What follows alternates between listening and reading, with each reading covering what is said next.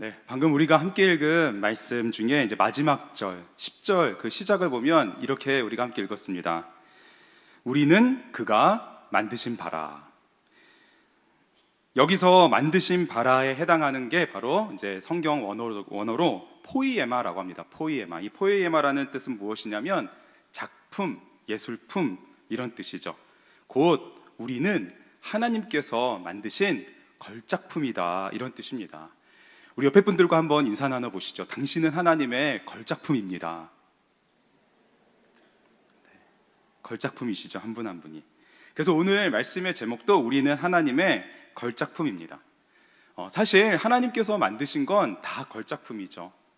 아주 작은 세포를 들여다보면 들여다볼수록 한없이 하나님께서 그 위대한 손길로 지으신 그 걸작품임을, 그리고 끝을 보면 볼수록 더 끝을 알 수 없는 우주를 바라볼 때에도 그 광활한 우주를 지으신 하나님이 얼마나 위대하신 분인지 그 우주 또한 걸작품임을 우리가 보게 됩니다. 제가 2016년, 17년 우리 교회에서 2년 동안 캐나다의 그 원주민 단기 선교를 갔었습니다. 그때 로키 산맥이란 걸 처음 보게 되었습니다. 그냥 입이 떡 벌어지는 그 산들 앞에서, 그리고 카메라로는 도저히 담을 수 없는 그 레이크 루이스, 그 멋진 풍경과 그 다음에 호수 물빛들을 바라보면서 하나님이 정말로 위대하심을 고백하게 되더라고요. 우주를 바라보지 않고 세포를 보지 않고 캐나다의 로키 산맥을 보지 않아도 지금 우리 주변이 더 그런 것 같습니다. 네, 멋지게 물들고 있는 단풍들, 그 나무들을 바라볼 때, 그 숲들을 바라볼 때에 하나님께서 얼마나 세상을 아름답게 지으셨는지, 이 모든 것이 하나님의 걸작품임을 우리가 고백하게 되죠. 하나님께서는 그 손길 그대로 교회를 세우셨습니다. 우리를 만드시고 교회를 세우셨죠. 이 교회는 하나님께서 모든 것을 지으신 그 걸작품 중에 걸작품이라고 할 수 있습니다. 하지만 세상은 어떤가요? 세상은 교회를 걸작품으로 여기지 않고 있습니다. 아마 점점 더 그렇게 될 것입니다. 이러한 세상의 풍조 속에서 우리는 과연 주님의 몸된 교회의 하나님의 걸작품, 그 우리 한 명 한 명이 하나님의 걸작품임을 이 세상 가운데 어떻게 드러내고 믿고 삶으로 나아갈 것인지 우리가 같이 함께 말씀을 통해 보고자 합니다. 오늘 편지를 보시면 바울의 편지죠. 이 하나님의 걸작품, 하나님께서 만드신 바라를 설명하기 전에 하나님께서 무엇으로 그 걸작품을 만드셨는지를 하나하나 설명합니다. 첫 번째는 죄로 죽어 죄의 노예가 된 죄인들로 하나님을 걸작품을 만드셨습니다. 우리 2장 1절 말씀을 보면은 그는 허물과 죄로 죽었던 너희를 살리셨도다 이렇게 말합니다. 이미 죄로 죽은 존재죠.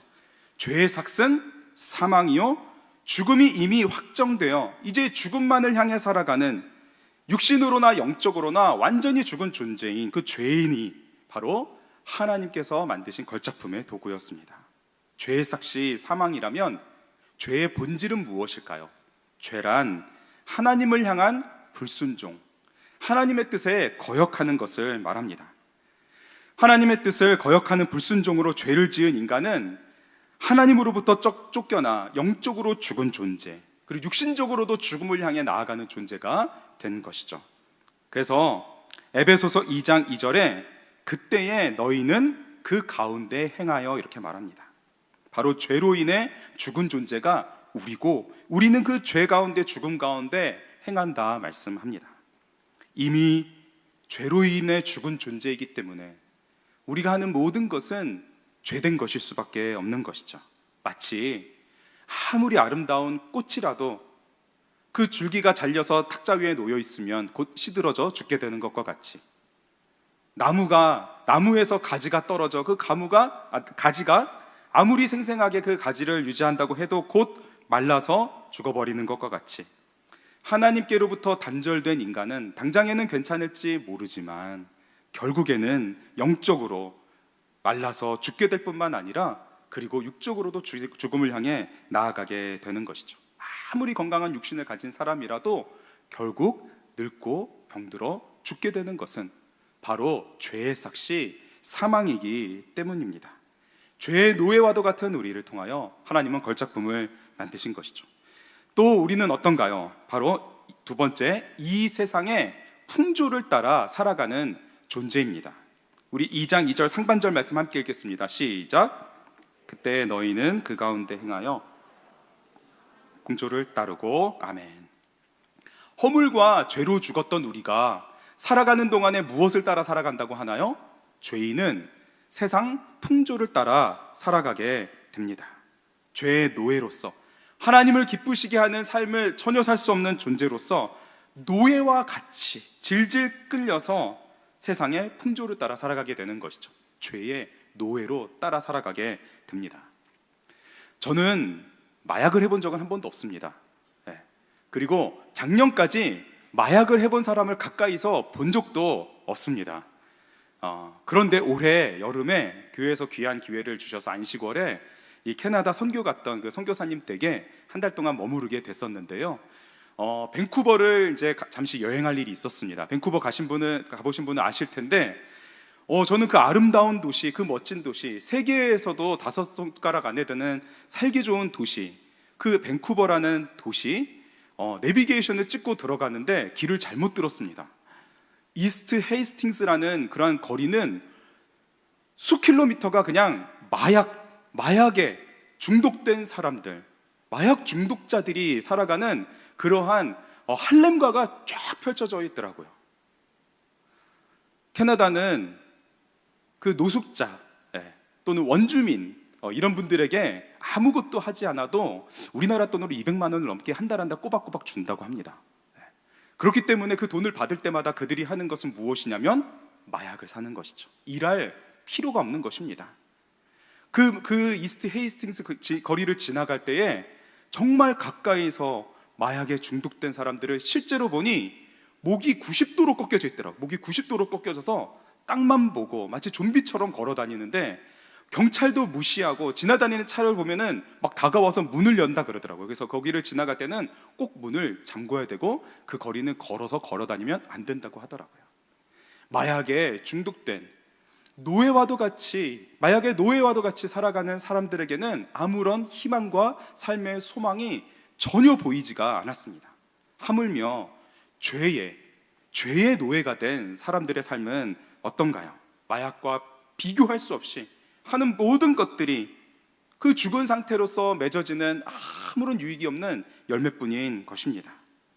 하나님의 자녀로서 살아가는 삶의 방식이 아닌 이 세상의 풍조, 이 세상의 풍조라 함은 곧 문화와 같습니다. 이 세상의 문화, 이 세상 사람들이 살아가는 삶의 방식, 하나님을 거부한 채 살아가는 삶의 방식, 이러한 시간이 지날수록 더욱더 고상하여지는 것이 아니라 점점 더 타락해져 가고 점점 더 이기적이고 정욕적이며 탐욕적으로 가는 이 세상의 풍조를 따라가서 죄에 노예된 삶, 그 죄인은 바로 그와 같이 살아가는 존재임을 말합니다. 죄로 인해 눈이 멀어버린 소경이 그 소경을 또한 인도하는, 하나님 없는 백성의 삶은 이 세상의 풍조를 따른 삶이다 말합니다. 또 세 번째, 공중 권세 잡은 자를 따른다고 말합니다. 우리 에베소서 2장 2절 하반절 말씀 함께 읽겠습니다. 시작. 공중의 권세 잡은 자를 따랐으니 곧 지금 불순종의 아들들 가운데서 역사하는 영이라. 아멘. 그런데 바울은 이러한 모든 것들 배후에, 즉 죄로 인해 죽어 노예가 되고 세상 풍조를 따라 살아가는 그 삶의 배후에 무엇이 있냐고 말하냐면 공중 권세 잡은 자가 있다고 말합니다. 여기서 공중이라 함은 바로 마귀가 통치하는 영역을 말합니다. 하늘은 보통 하나님께서 통치하는 영역이죠. 공중은 그 하나님으로부터 쫓겨난 마귀가 이 세상 권세를 잡은 그것을 말합니다. 세상의 권세와 세상의 영광, 그것을 마귀가 사로잡았음을 말합니다. 그러므로 예수님께서는 그 마귀를 향하여 세상 임금이다 말합니다. 그 마귀는 곧 사탄인 것이죠. 과학 문명이 발전하면 발전할수록 세상은 점점 더 살기 좋아져야 하는데 과연 그런가요? 지식이 많아지면 많아질수록 서로를 이해하고 포용하고 사랑하는 것이 커져야 될 텐데, 다 같이 더 잘 사는 방향으로 가야 될 텐데, 세상은 과연 그런가요? 이러한 세상이 하나님을 거부하고 교회를 조롱하는 모습을 바라볼 때에 세상 권세 잡은 자들을 따라가는 그 악한 영 마귀가 배후에서 그 죄인들을 얼마나 비참하게 끌고 갔는지를 우리는 지금 너무나 현실 속에서 명명백백하게 보고 있습니다. 세상은 완전히 반대 방향으로 가고 있습니다. 앞서 말한 것처럼 이 세상 풍조는 문화죠. 이 문화는 시대가 갈수록 점점 더 타락해져 가고, 과학과 문명은 발전되면 발전될수록 오히려 그보다 더 빠르게 모든 것을 망가뜨리고 있습니다. 지식이 많아지면 많아질수록 오히려 대립과 갈등은 더 커지고 있고, 그냥 다 같이 망하자고 하는 것 같습니다. 그 원인이 무엇인가요? 그 이유가 무엇인가요?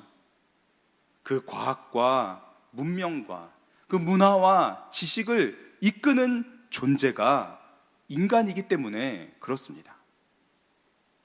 공중 권세 잡은 자의 노예, 죄의 노예인 인간이 이끌어가고 있기 때문에 그 배후에 악한 영, 공중 권세 잡은 자가 이 모든 것을 파멸로 이끌어가기 때문에 결국에 세상은 이 과학과 문명을 통하여, 이 모든 것을 통하여 점점 더 육체의 욕심을 따라, 그리고 육체와 마음이 원하는 것을 향하여만 더욱더 달려가게 될 것입니다. 바울은 이러한 것들 가운데서, 이러한 상황 가운데서 또한 어떻게 고백하나요? 우리 에베소서 2장 3절 같이 함께 읽겠습니다. 시작.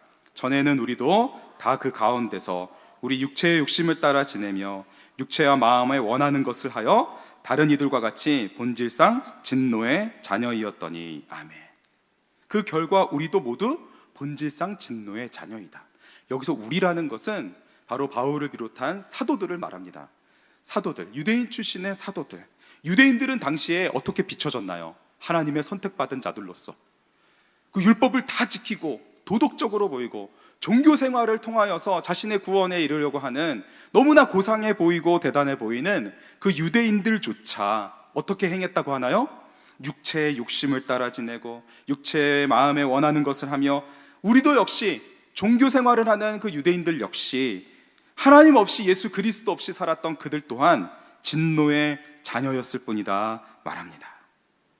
주 안에 사랑하는 성도 여러분, 예수 그리스도 없는 삶, 예수 그리스도의 복음 없는 삶, 그 삶은 바로 이와 같음을 말씀은 분명하게 보여주고, 그리고 세상은 우리가 이것이 사실임을, 이 말씀이 사실임을 우리에게 더욱더 보여주고 있습니다.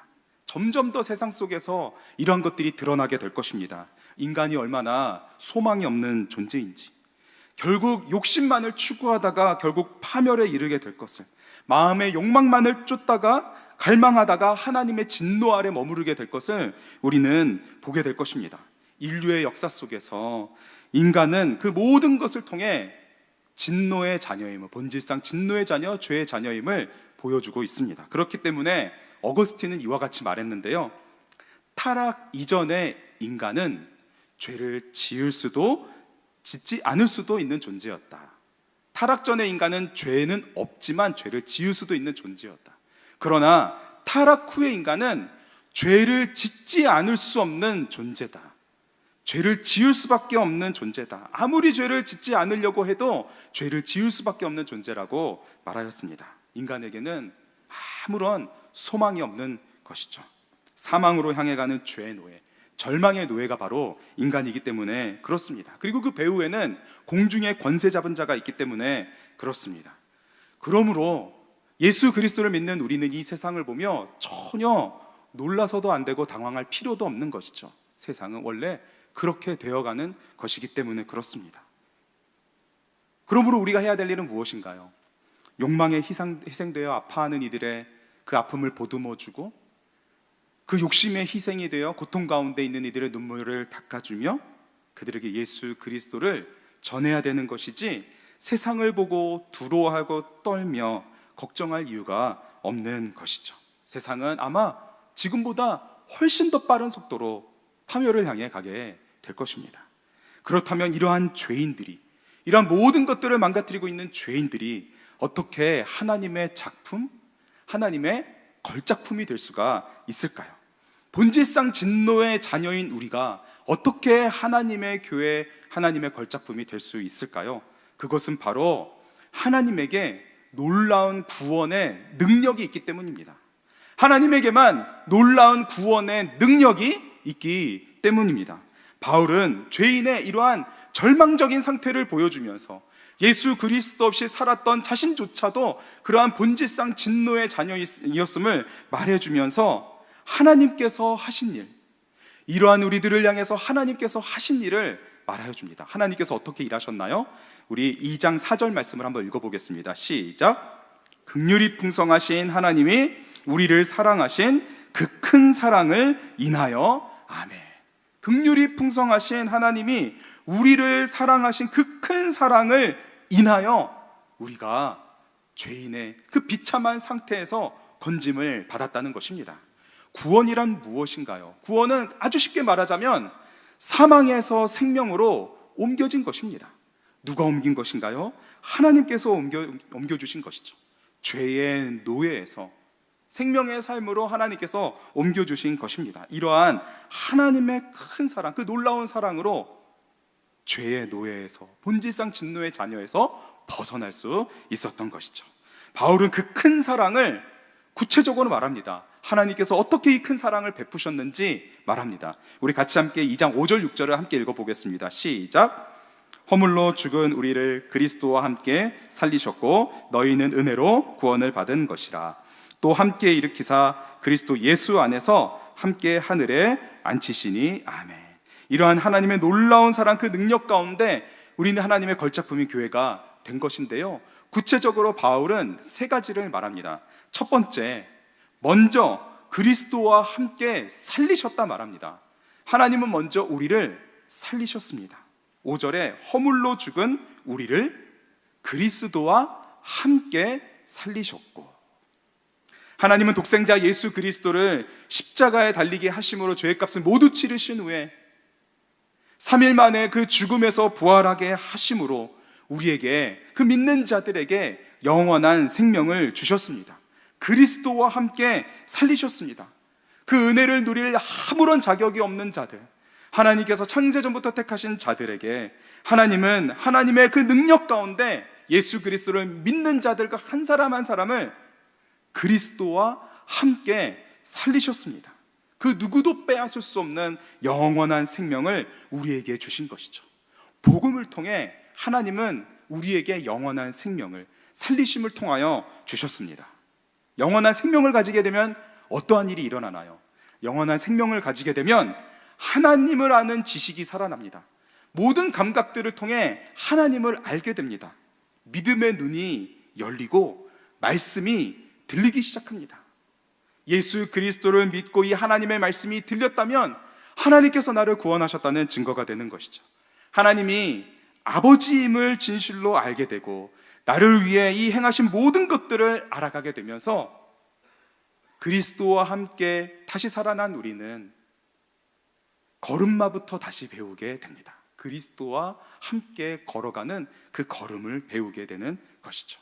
성령님의 인도하심 따라 그 걸음을 한 발짝 한 발짝 걸어가면서 예수 그리스도를 닮아가게 됩니다.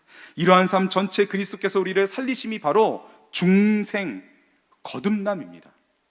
하나님의 큰 사랑으로 다시 살아난 그 하나님의 자녀들, 하나님의 걸작품들은 그리스도를 닮아가게 되고 하나님의 성품을 닮아가게 되는 것이죠. 얼마나 큰 은혜인가요? 죄로 인해 죽어서 본질상 진노의 자녀인, 공중권세 잡은 자들의 그 권세 아래 있었던 우리를 주님께서 건져내어 주셔서 세상 풍조를 따라 살아가는 것이 아니라 하나님의 말씀대로 살아갈 수 있도록 하나님은 우리를 그와 같이 축복하여 주시고 우리를 그와 같이 세워주셨다는 것입니다. 두 번째, 하나님은 또 우리에게 어떻게 일하셨나요? 그리스도와 함께 일으키셨습니다. 6절 상반절에 또 함께 일으키사, 함께 살리신 하나님은 어떻게 하셨다고요? 함께 일으키셨습니다. 여기서 일으키셨다는 것은, 그리스도와 함께 일으키셨다는 것은 예수 그리스도와 더불어서 이 세상으로부터 하늘로 올려짐을 받았다는 것입니다. 하늘로 올려짐을 받았다. 그것은 무슨 뜻이냐면 천국의 시민이 되었다, 이런 뜻입니다. 하나님 나라의 시민이 된 것이죠. 우리에게 영원한 생명을 주신 하나님께서 우리에게 하늘나라의 시민권을 주신 것입니다. 우리는 세상 속에, 세상 풍조 속에 살아가지만 결코 잊어서는 안 됩니다. 우리는 어떤 존재인가요? 천국의 시민된 존재. 하나님께서 베푸신 그 큰 사랑 가운데 살리심을 받고 그리스도와 함께 일으키심을 받아 하나님의 백성인 천국의 시민권을 가진 그런 존재가 바로 우리라는 것이죠. 그러므로 우리는 목적지가 분명한 삶을 살아가게 됩니다. 어디로 갔다 어디로 가는지 모르는 삶이 아닌, 우리가 어디서부터 와서 어디로 가는지 분명히 아는 그러한 삶을 살아가게 되는 것이죠. 세상에서 살아가지만 천국의 삶을 살아갈 수 있는 이유는 바로 하나님의 통치 아래 살아가기 때문입니다. 하나님의 통치 아래 살아가기 때문에 세상 풍조 가운데 살아가지만 하나님의 나라를 살아갈 수가 있는 것이죠. 세상 풍조를 거슬러서 살아갈 수가 있는 것입니다. 하나님은 세상에 우리를 두심으로, 교회를 두심으로 세상 한가운데 세상 풍조를 거슬러 하나님의 통치가 임하게 하셨습니다. 세상을 변화시키도록, 하나님의 나라를 이 땅 가운데 이루어가도록, 우리의 가정이, 우리의 일터가, 우리의 이웃이, 우리의 자녀들이 하나님의 백성이 되도록 천국 시민이자 교회인 우리를 통하여 하나님은 이 땅에 하나님의 통치 다스림을 행하고 계시는 것입니다. 하나님은 그 놀라운 능력을 무엇을 통해 드러내시나요? 바로 교회를 통해 드러내십니다. 그 능력을 주심으로, 그 능력 가운데 하나님께서 우리를 일으키셔서 살아가게 하시는 것이죠. 하나님은 세 번째로 하늘에 앉히셨습니다. 우리를 그리스도와 함께 살리시고 그리스도와 함께 일으키신 하나님은 우리를 그리스도와 함께 앉히셨습니다. 우리 6절 하반절 함께 읽겠습니다. 시작. 그리스도 예수 안에서 함께 하늘에 앉히시니. 아멘.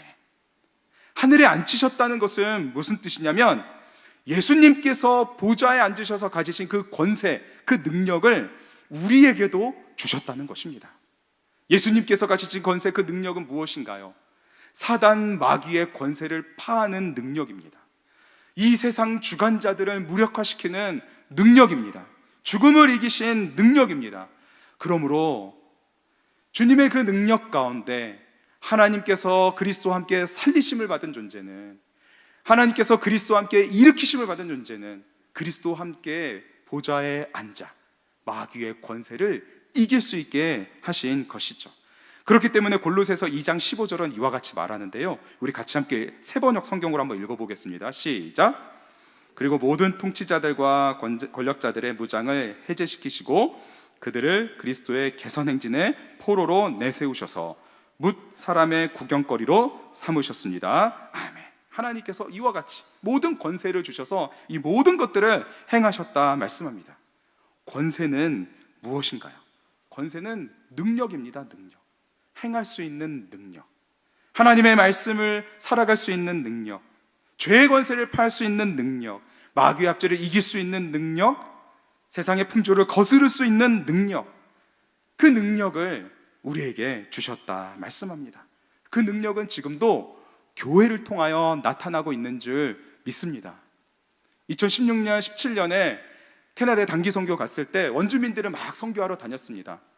원주민들 마을을 다니면서 한 분을 만났어요. 바로 션이라는 사람이었습니다. 션, 원주민이었는데요, 캐나다 원주민은 원주민들 사는 지역이 있습니다. 그 지역을 밴드라 그럽니다. 그 밴드에서 예수님을 믿은 지 얼마 안 된 분이셨습니다.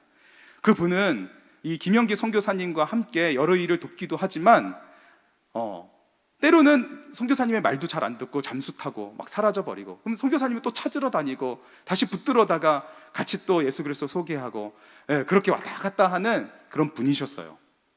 그런데 올해 여름에 선교사님이 개척하신 그 원주민들과 그 지역의 그 현지 교회를 가서 예배를 드리는데 컴퓨터에 앞에 앉아 있는 PPT를 넘기는 낯익은 분이 보여지더라고요. 누구였을까요? 그 션이 거기에 앉아 있던 겁니다. 션이 탁 PPT도 제대로 넘기면서 유튜브도 틀고 찬양도 틀고 일어나서 찬양도 하고, 제가 선동교사님 교회에서 3주를 예배 드렸는데요, 한 번도 안 빠지시더라고요. 신실한 교회의 일꾼으로 서서 이제 마약도 끊고 술도 끊고 담배도 끊고 모든 복잡했던 여자 관계도 다 끊고 이제 선교사님 말씀도 잘 들으면서 거기서 다 PPT를 넘기고 있으시더라고요. 꿈이 생겼다고 들었습니다.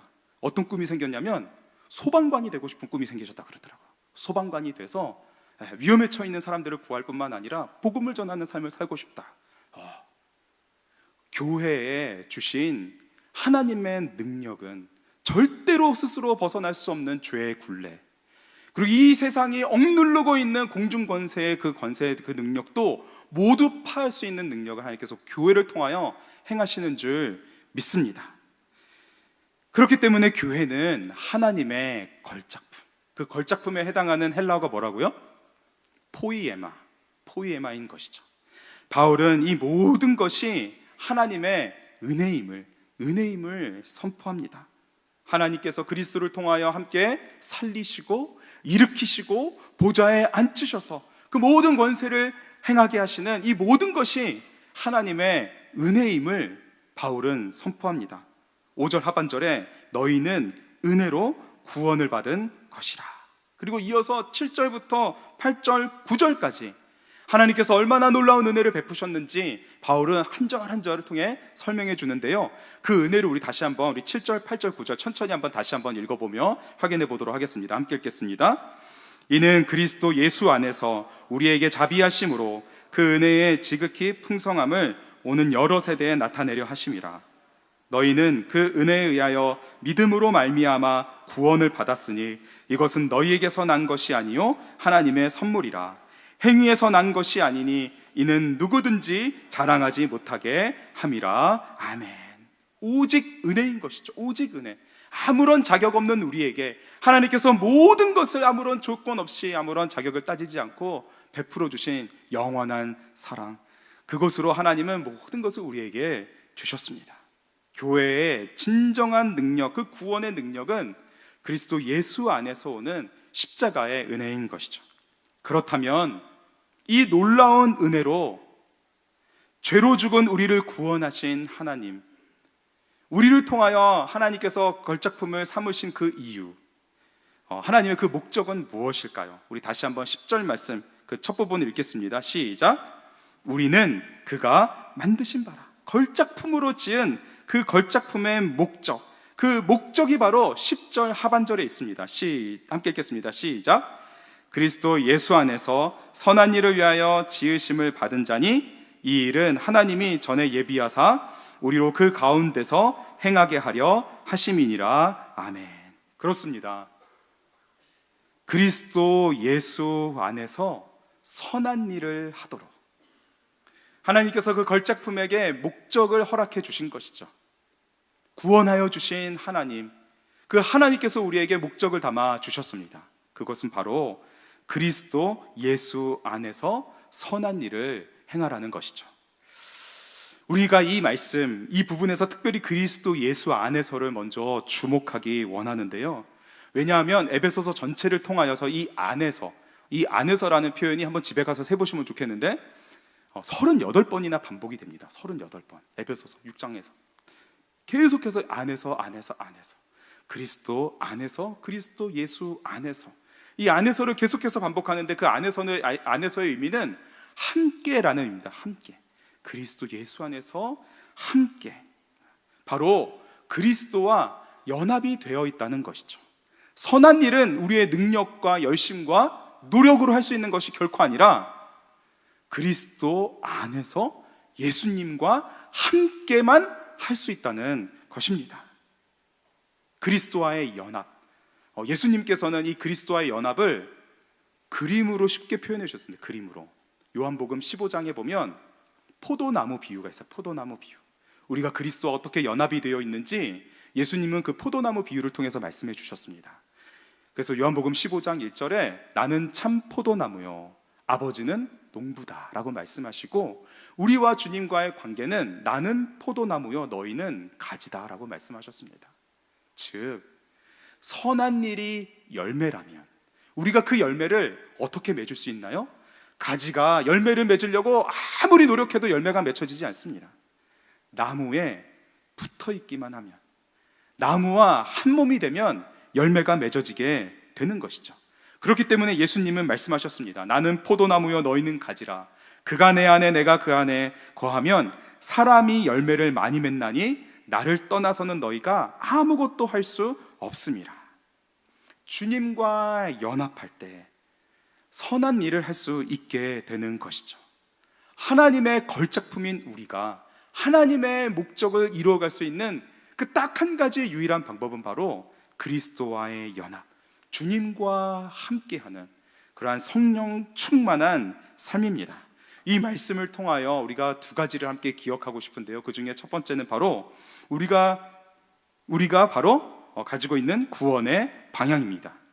죄 가운데 행하던 우리를 하나님께서 선한 일을 행하는 존재로 방향을 바꾸셨다는 것이죠. 사실 이번 주는 종교개혁주일입니다. 종교개혁주일. 종교개혁이 언제 일어났을까요? 1517년 10월 31일에 일어났습니다. 누가 종교개혁을 일으켰죠? 마틴 루터가 비텐베르그 성당에 95개조 방방문을 내걸면서 종교개혁이 시작이 되는데, 그래서 10월 마지막 주는 종교개혁의 주일로 섬깁니다. 루터는 말하기를 믿음과 믿음과 행함, 이 선한 일을 우리가 어떻게 행할 수 있는가? 그것은 바로 오직 믿음이 있을 때 가능하다라고 말하면서, 믿음은 은혜의 자녀요 또한 선행의 어머니다. 선행은 칭의의 조건이 아니요 칭의의 필연적 증거다. 칭의는 조건이 아니고 필연적인 증거, 즉 의롭다함을 받은 자는 자연스럽게 선행을 행하게 된다는 것이죠. 선하기 때문에 의롭게 된 것이 아니라 의로워졌기 때문에 선을 행할 수 있게 된다는 의미입니다. 졸리신 분들에게 무슨 말인지 잠깐 헷갈리실 텐데요, 의롭기 때문에 선을 행할 수 있는 것이 아니라 선을 행할 수 있는 것이고, 선을 행하기 때문에 의롭게 되는 것이 아니라는 것이죠. 예수님과의 온전한 연합, 의롭다함을 받은 존재는 바로 이렇게 당연히 선을 행할 수 있는 존재다. 그러면서 이렇게 말했습니다. 불로부터 빛을 전혀 분리할 수가 없는 것처럼 우리는 그리스도와 함께 연합되어 있다라고 말합니다. 종교개혁자 칼빈도 이와 같이 말했습니다. 믿음과 행위가 얼마나 불가분의 관계에 있는지 제대로 이해하려면 칭의와 성화를 위해 우리에게 주어진 그분을 바라봐야 한다. 예수님을 바라봐야 한다. 칭의와 성화를 위해 주어진 예수 그리스도를 바라봐야 한다. 믿음과 행위는 결코 분리될 수 없음을 우리에게 알려줍니다. 구원을 향하여 나아갈 때에 예수 그리스도를 믿는 믿음은 반드시 선한 행실을 그 열매로 맺게 된다는 것을 분명하게 우리에게 말씀해 준다는 것이죠. 그러므로 열매로 그들을 알리라고 말씀하신 것처럼 우리에게 선한 열매가 있는지 없는지를 통하여서 우리가 의롭다 칭함을 받았는지 안 받았는지를 또한 점검해 볼 수가 있는 것입니다. 그리고 두 번째 우리가 기억해야 될 것은 우리는 하나님의 걸작품임을 반드시 기억해야 합니다. 우리는 하나님의 걸작품, 하나님께서 우리를 그와 같이 지으셨다는 것을 반드시 기억해야 합니다. 세상이 우리에게 알려주는 그러한 것들로 우리는 결코 증명이 되지 않습니다. 우리가 가진 것들로 우리가 증명이 되는 것이 아닙니다. 우리는 이미 증명된 존재인 것이죠. 하나님께서 예수 그리스도 통해 구원하여 주신 것으로 우리는 이미 하나님의 걸작품으로 하나님의 선한 목적을 행할 수 있는 존재로 이미 그렇게 하나님께서 구원하여 주셨습니다. 그러므로 빛의 자녀들처럼 행할 수 있습니다. 이타적인 삶을 살 수가 있습니다. 정직하고 순결하게 살 수가 있습니다. 친절하고 따뜻한 삶을 살 수 있습니다. 예수 그리스도의 복음을 전할 수가 있습니다.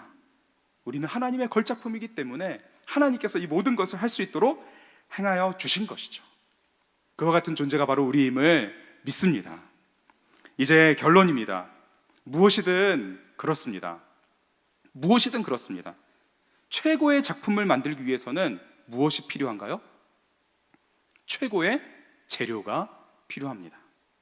아무리 최고의 실력을 가진 사람도 좋은 음식을 만들기 위해서는 반드시 좋은 재료가 있어야 되고, 멋진 건물을 짓기 위해서는 좋은 건축 자재가 있어야 되고, 이 세상의 방식은 최고의 것을 하려면 최고의 것이 있어야 되는 것이 이 세상의 방식입니다.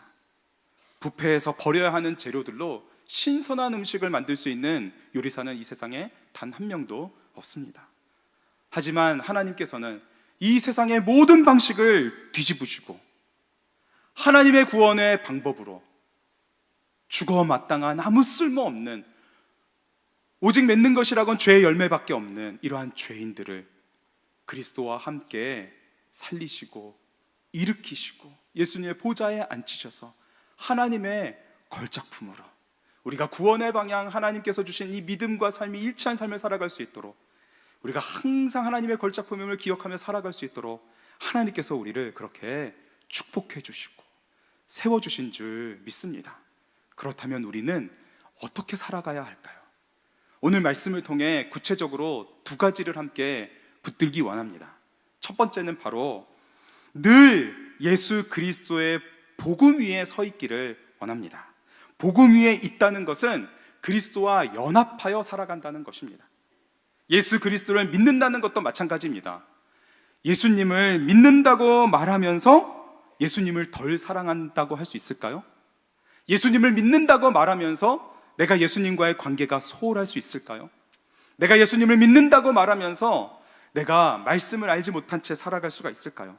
내가 예수님을 믿는다고 하면서 복음을 전하지 못하고 살아갈 수가 있을까요? 그것은 말이 안 되는 것입니다. 말이 안 되는, 문장은 될지라도 의미가 말이 안 되는, 가장 검은 빛이라는 게 이게 말이 되나요? 검은색은 빛이 될 수가 없는 것이죠. 문장은 될 수 있어도 의미는 안 되는 것입니다. 예수님을 내가 믿는다고 말하면서도 주님을 사랑하지 않는 삶은, 이것은 자체가 말이 안 되는 것입니다. 단순한 지식적 동의와 일시적 현세적인 믿음은 결코 구원받는 믿음이 아닙니다. 오직 예수 그리스도를 믿고 주님을 사랑하여 말씀으로 살아가는 그 삶이 우리가 주님을 얼마나 믿고 있는지를 증명하여 주는 것처럼, 우리가 더 이상 예수 그리스도를 믿고 행함이 없는 삶에 빠져 내가 구원받았다 착각한 그 불신의 믿음 속에서 속히 벗어나야 할 것입니다. 늘 예수 그리스도의 복음 위에서 주님과의 단단히 연결된 그 연합 가운데, 그 충만한 교통 속에서 선한 열매를 풍성하게 맺는 우리가 되기를 원합니다. 첫 번째가 그리스도의 복음 위에 있어야 된다는 것이라면, 두 번째는 늘 그리스도의 복음을 전파하는 교회가 되어야 합니다. 교회는 이 땅에 하나님의 나라를 준비하는 곳입니다. 교회가 이 세상에 왜 존재하나요? 예수 그리스도께서 오실 날을 준비하는 것입니다. 어떻게 준비하는 것인가요? 복음을 전하며 준비하는 것입니다. 복음을 전하며 끊임없이 우리 교회를 통하여서 하나님의 백성들이 거듭나야 됩니다. 끊임없이 교회를 통하여서 예수 그리스도를 믿는 새 생명이 태어나야 하는 것입니다. 그러므로 교회는 다르게 말하자면 천국 시민이 날마다 생겨나는 곳이 되어야 합니다. 주님 다시 오실 때까지 쉬지 않고 죽었던 자들이 다시 살아나는 역사가 교회에 있어야 되는 것이죠. 혹시 전도가 부담스러우신가요? 복음 전하는 것이 부담스러우신가요? 제가 왜 부담스러운지를 알려드리겠습니다. 왜 부담스러우시냐면 복음을 안 전해봤기 때문에 부담스러우신 겁니다. 내가 복음을 안 전해봤으니까, 안전하니까 점점 더 부담으로 느껴지는 겁니다. 복음을 한번 전해보십시오. 복음을 한번 전해보면 점점 더 담대해집니다. 점점 더 그 부담이 사라집니다. 왜냐하면 복음에는 능력이 있기 때문에 그렇습니다. 더욱더 강하여져서 이 복음을 전하면서 이 세상에 그 모든 악한 것들을 파하는, 복음의 미사일을 쏘고 복음으로 이 세상을 파하면서 하나님의 나라를 이루어가는, 그러므로 교회는 또 다른 의미로서의 전함인 것이죠. 전함, 군함. 교회를 결코 유람선으로 생각해서는 안 됩니다. 교회는 하나님께서 이 땅 가운데 세우신 전함, 군함인 것이죠. 이 세상의 풍조를 거슬러 가면서 모든 악한 것들을 파하고 주님 오실 길을 준비하는, 하나님께서 교회를 하나님의 걸작품으로, 그리고 우리를 그와 같은 교회로 걸작품으로 세우신 줄 믿습니다.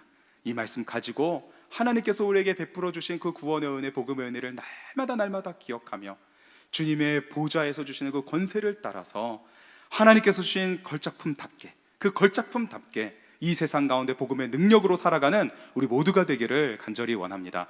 우리 주신 말씀 붙들고 함께 찬양하고 기도할 텐데요, 우리에게 주신 은혜를 기억하면서 하나님의 은혜 함께 찬양하시고 함께 기도 제목 붙들고 기도하겠습니다.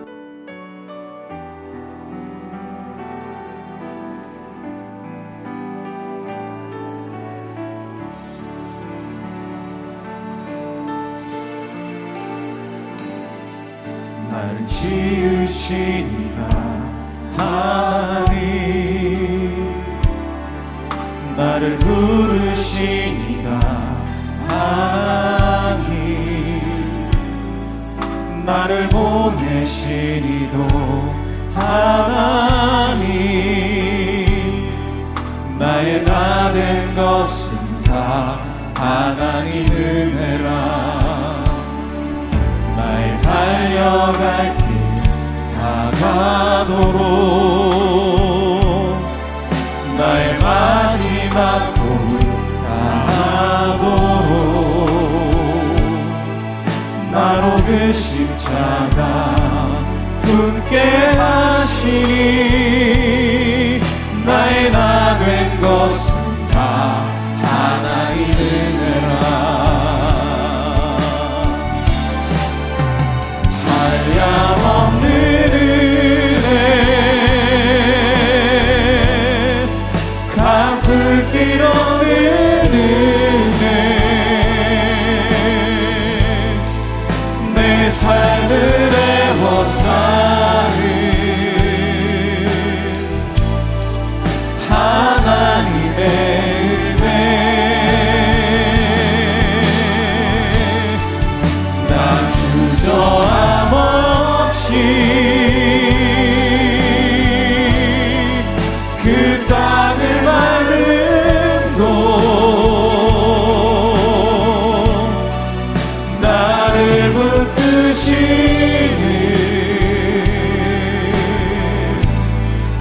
하나님의 은혜, 한둘 없는 한량없는 은혜,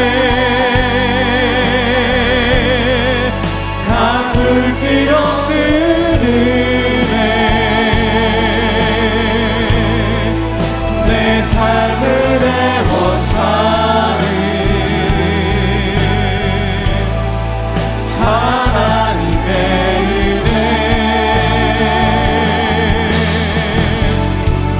나 주저함 없이 그 땅을 밟음도, 나를 붙드시는